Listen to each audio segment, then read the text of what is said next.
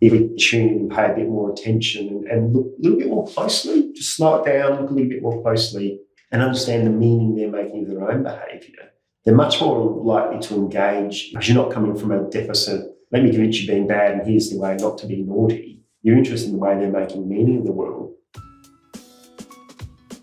Welcome to the Emerging Minds podcast. Hi everybody and welcome to this Emerging Minds podcast. My name is Dan Moss and thank you for joining me today. Currently Emerging Minds has been working in the third of a series of trauma online courses, and these courses are around supporting children who have disclosed trauma. To help us to develop this course, we've worked really closely with David Tully, who's Practice Manager at Relationships Australia in South Australia. For those of you who joined us last fortnight, you'll know that David has a long history of working with children who have been affected by child sexual abuse and domestic and family violence. So this is episode 2 in a series of 2 podcasts with David entitled Supporting Children Who Have Disclosed Trauma. Just to let you know that in this podcast, David does talk fairly explicitly about some of the details of the work with children who have experienced sexual and physical violence. So please just to be aware of your own emotional safety as you listen to this podcast. If at any point you find that you're struggling with the content, please talk with a friend, colleague, your supervisor, or if you need to seek help, please call Lifeline on 131114, Beyond Blue on 1300 22 4636, or Sane Australia on 1800 187263. So, David, really enjoyed episode 1 of your podcast where you began talking about how we can bring into focus power in ways that help children understand the context in which their trauma was enacted and in ways which help them to make sense of what happened and to move away from self-blame and secrecy. Ways in which they could begin to see the decisions that they made to keep themselves safe or to keep other people safe. Ways that they've, against the odds really, been able to keep vital connections in their lives, and the ways that they've exhibited resilience and hope. So it was really fantastic the way you began talking about this, and the idea that children are never passive during their experience of the trauma, that there are actions and decisions that they make to keep themselves safe. So I wonder if today you could start by talking a bit about how you help children to remember some of the ways that they've found to keep themselves or other people safe. Thanks, Dan. For me, it's about reinvigorating, I call that autobiographical memory system. Some people go, well, we actually need to go back to some of those earlier memory systems. But if I'm generally working with a child, young person who's got a certain stage of language of development and can story aspect of their lives, I think then it's really important that we help develop that story, provide a framework around that meaning that they're making, to have those memory systems, be able to reincorporate aspects of those stories. Because I think once it becomes meaningful to talk about and those power relationships are clear, most people can talk about aspects of those memories. But we don't need to know all the details. But those memories become part that can be reincorporated back into that wider arc of their story about who they are, because they don't feel like they're weak, stupid, should have stopped it, dirty, horrible. That they can actually hold those memories, and also they can hold those memories against other aspects of self. So it doesn't feel like they're completely dominated by these really horrible memories of sexualized violence or physical violence or emotional cruelty or oppression or racism or a whole range of other experiences they have. They can hold those experiences against other aspects of self as well. So when you're asking children deliberately about their particular responses to abuse or trauma, part of what you're trying to do is to help children develop a new story or even kind of to make new memories about what happened? Yeah, and I think it is actually using already what's there, but drawing a story between those different memories. Because resistance and response is as real as the violence itself. It's really important that we can believe that, I think, because if we start believing it, we'll start seeing it. And if we understand that children, young people respond very differently to adults do, or even if we have a society that has really complicated through to unhelpful beliefs around these issues, that we can then provide a framework where some aspects of self that are left acknowledged or less understood, we can just draw threads between those different memories and different beliefs that some person has. We're leading something really solid, but it's not my story. The story of resistance response is already there. It's just been less acknowledged. It's been painted over, so to speak, but it's actually there still. And through the telling of these stories and creation of these new stories and understandings, is it your experience that children who are traditionally hard to engage or ambivalent about being in a therapeutic setting, that they become more confident in telling these stories? Yes, because often these children, young people have developed stories about them being damaged goods or just a naughty kid or unable to sit still, and there's all that, and then some of that's there's a context to that. I'm not completely saying that it's not about the impacts of trauma, but I think through that active engagement and understanding some of what they're doing is not just dysfunction, it's actually their way of making meaning and protesting about stuff that they think is not fair and okay in the world. There's a much more active process that they're engaged in as opposed to being this very passive, I'm going to give you 3 techniques to sit still in the classroom. And some of that's useful, but that knowledge that maybe they're protesting about a maths teacher who's a bit of a bully. Not having a go at maths teachers per se, I don't know. So this understanding for a child of their own ethical beliefs or preferences or even hopes around particular relationships, this might be quite new to a child to be actually asked to consider this. Yeah, and if you think about if you're dealing with a child, young person who's not just experienced, say, sexualised violence or sexual abuse as a child, but they've experienced other sorts of discrimination. It might be because their family's from a poorer background, or they might be because they're experiencing racism or other forms of discrimination, that your child, young person is already feeling quite marginalised in their experience anyway. And nobody's really then tuning into how actively they're making meaning of that world and their acts of protest and response that could be looking problematic through another lens. If we tune in and pay a bit more attention and look a little bit more closely, just slow it down, look a little bit more closely and understand the meaning they're making of their own behaviour, they're much more likely to engage in that because you're not coming from a deficit, let me convince you being bad and here's the way not to be naughty. You're interested in the way they're making meaning of the world. And then we can question whether some of those things are achieving that or not. So not all resistance response is always effective, but at least we understand the meaning that they're making of that behaviour. They're much more actively engaged in the process as opposed to just us telling them stuff. Thanks for that, David. I want to now talk to you a little bit about your current role at Relationships Australia, particularly around working a lot around perpetrators, perpetrators of family violence and doing some work with their children. So how have the kind of principles of resistance and response, how have those aspects of your work been useful or not useful for you in your current role? Well, I think it's really quite critical when I'm doing with adult men, particularly around their parenting, if engaged in practices of violence and abuse, that we help them reposition the way they make meaning and sense of children and young people's behaviour as not being naughty, but they might be resisting, responding some of their oppressive parenting practices through to violence. Is really important that we can help men tune into that sort of experiences as well. And for me, there's a couple of layers to it, but one of the really important layers I think is very much worth experiencing is when you're trying to help someone understand power relationships, like understanding power relations between an adult and a child and young person. I mean, one experience we as human beings all universally carry is we all were a child or young person once in our lives. So the men actually hold some of those memories of what it like was to be a child and young person and be, marginalised or oppressed by adults. It's almost not to the same degree, but most of us have had that experience. So helping them tune in to understand some of their developmental context, some of the parenting practice they were exposed to or they had to make meaning of their own life through can be really, really helpful for them to tune into children's, young people's experience. I mean, there's really obvious things about that size and strength thing which you can take the men through in terms of understanding what's it like if you deal with a kid who's 6 or 7 and you're an adult. The idea of, say, you're 6 foot tall and they're 3 foot tall. Imagine someone who's 12 feet tall, yelling or being angry or just storming through the house. How would you feel? But it's also that much more nuanced stuff about understanding from that developmental context that while children can often take responsibility and blame for their, in this context, their dad's behaviour as well. And a lot of the men can actually recognise that through their own experiences of doing that with their own dads, stepfathers, whoever, that they for a long time thought they were responsible for their dad's or stepfather's abusive behaviour.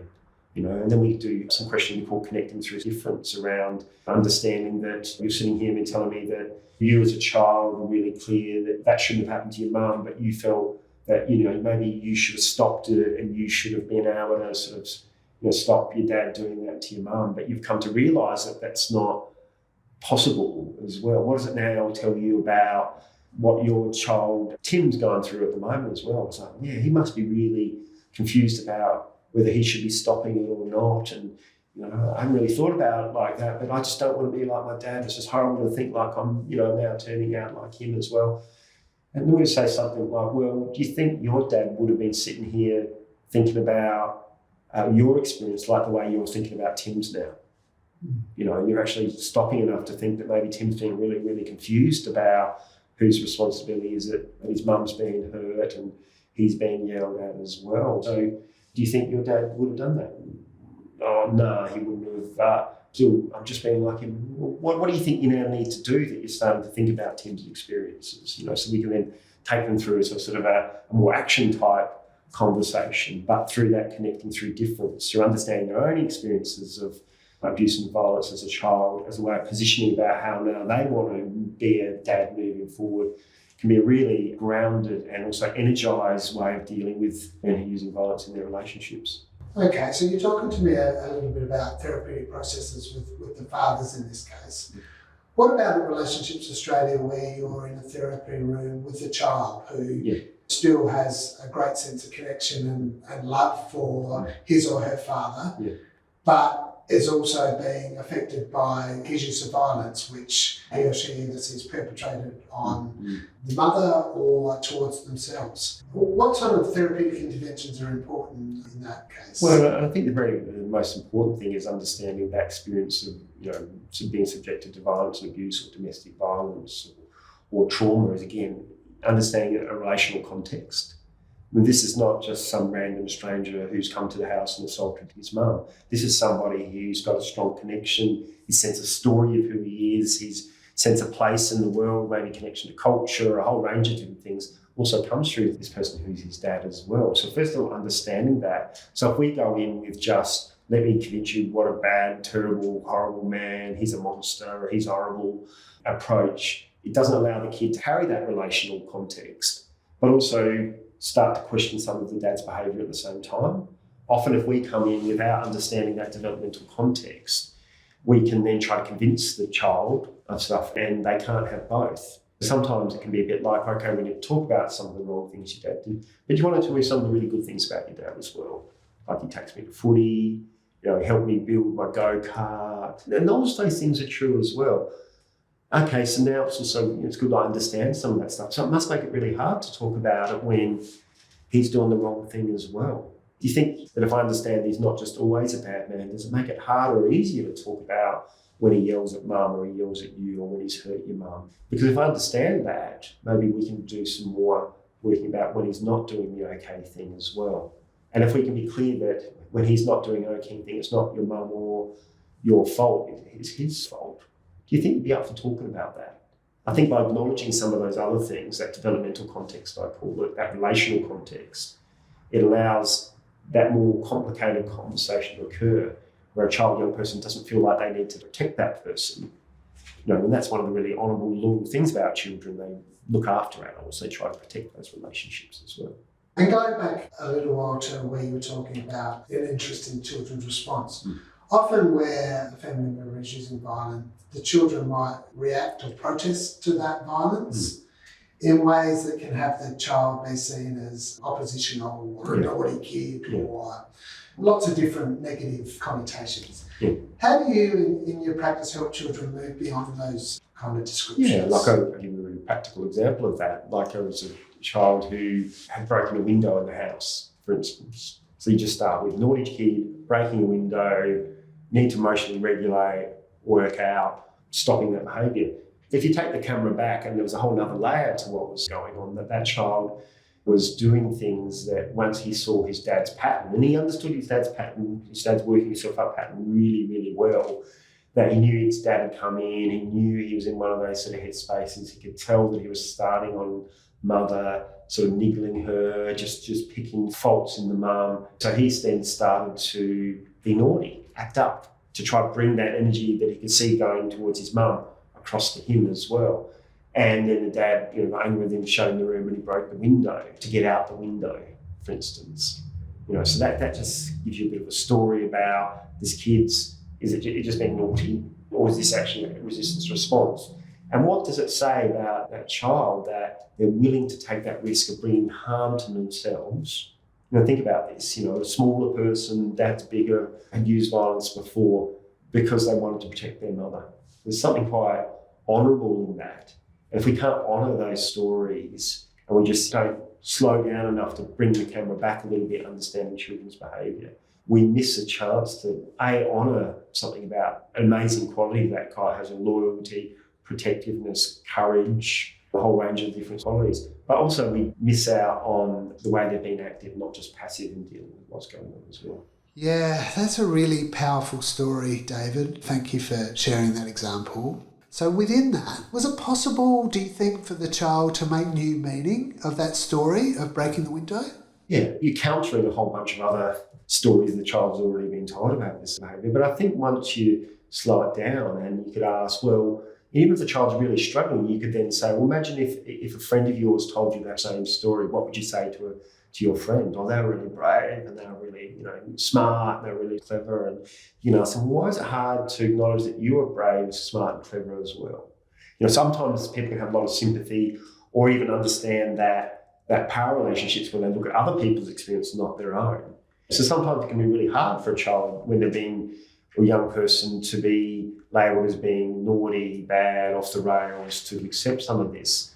But I think they're very, he was very open to hearing that. He didn't suddenly go, I'm brave, smart and courageous. It's not the point sometimes of those questions. You could tell that was something about another core meaning about who he was that we'd started to develop. And later on, there are other things you can collect and connect it. Is that one of those other times when you did some smart thinking, or you were courageous and you're brave? You can connect up the little, the Lego blocks of different meanings and stuff like that. But you've started at least a base to actually connect the other bits of meaning or story, or Lego blocks, as I call them, connect them up for that child and person. So, David, thank you so much for the benefit of your many years of practice and supervision experience today. Just one last question, because I know that within your role you continue to supervise and mentor lots of practitioners working with children around sexual and physical violence. If you could leave us with maybe a couple of the most important messages that you attempt to support these practitioners through in your practice. I think, very importantly, similar to what we do with clients, is, that practitioners find ways of actually resisting, responding as well. There's obviously a really aspect of the story where you're hearing story upon story of children being harmed, being hurt, that being oppressed, being marginalised. There's a lot of that's part of the reason why people knock on our doors often is because of that experience of sort of repression.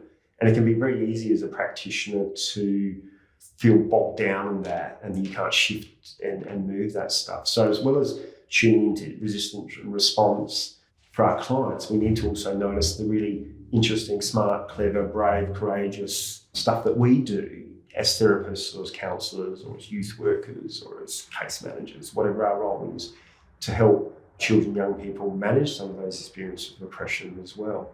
The other thing I think is really important, that whole, what I call that feet on the ground stuff as practitioners as well, that, how do we keep ourselves grounded as we're moving through these stories with children and young people as well. And for me, that's also why understanding that it's not that I just have these magic answers, that I can just sprinkle magic dust over all these situations and they completely disappear. But if I can help actually provide a framework where a person starts to notice their own way they resisted and responded, that's a really worthwhile experience as a practitioner as well. Walking out of the shower, to me, there's nothing else I could have done. I did definitely rolling around their head. And if we don't have the boldness to create some space to sort of, those unhelpful stories, beliefs, meanings to be... No, thank you, Dan. So that concludes the second of our two-part series with David Tully, discussing supporting children who have disclosed trauma. So if you're really interested in accessing this online course that we have done, please visit our website on www.emergingminds.com.au, where you will find the Supporting Children Who Have Disclosed Trauma online course, but also a number of other trauma-related online courses, podcasts, webinars and practice papers. Thank you very much. Visit our website at www.emergingminds.com.au to access a range of resources to assist your practice. Brought to you by the National Workforce Centre for Child Mental Health, led by Emerging Minds. The National Workforce Centre for Child Mental Health is funded by the Australian Government Department of Health under the National Support for Child and Youth Mental Health Program.